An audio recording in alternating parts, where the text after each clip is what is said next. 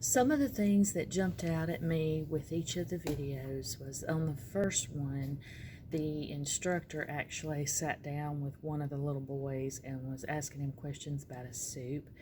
She was eye level with him, and that kind of made a huge difference, in my opinion.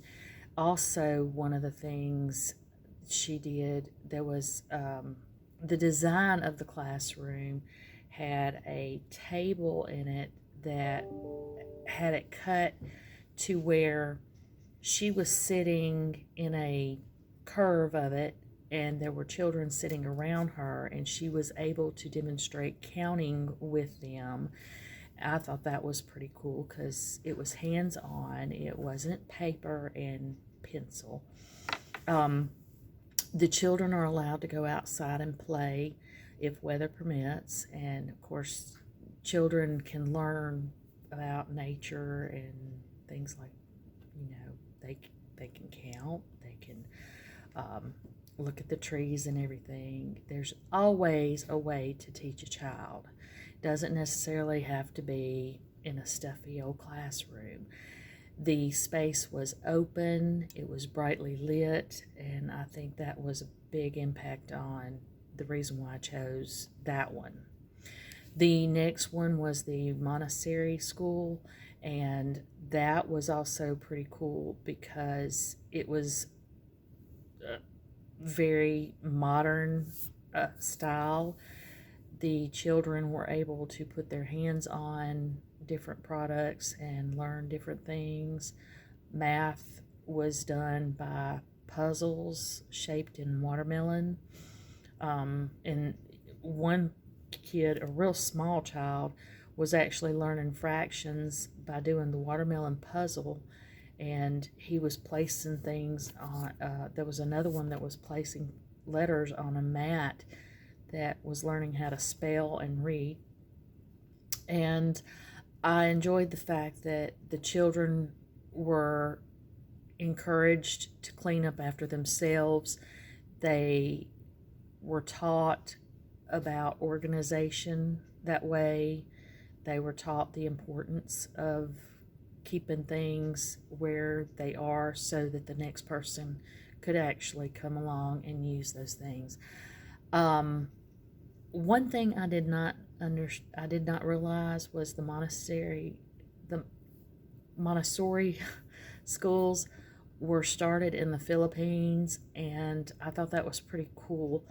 I do know some Filipino people, and they are very bright.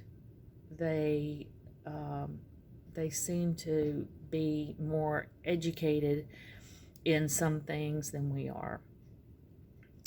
It seems like the children that go to those schools actually enjoy going to the schools, and that's huge. Then the next one was about the Waldorf school, and one of the things that one of the parents said was she remembered going in and the smell. It was a wonderful smell when she had visited the school. Nobody had even thought about the Waldorf school until they were starting to think of where they wanted to send their children, and then when they visited the school, they fell in love with it.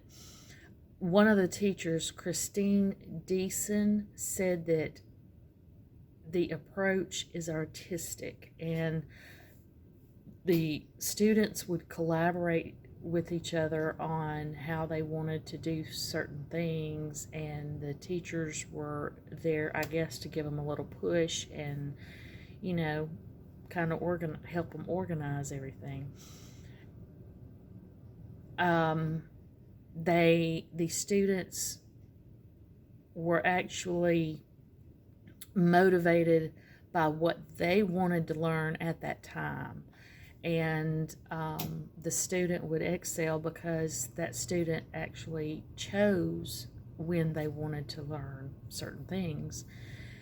The skills were intertwined, and the students were given the opportunity to have open minds and show their imagination.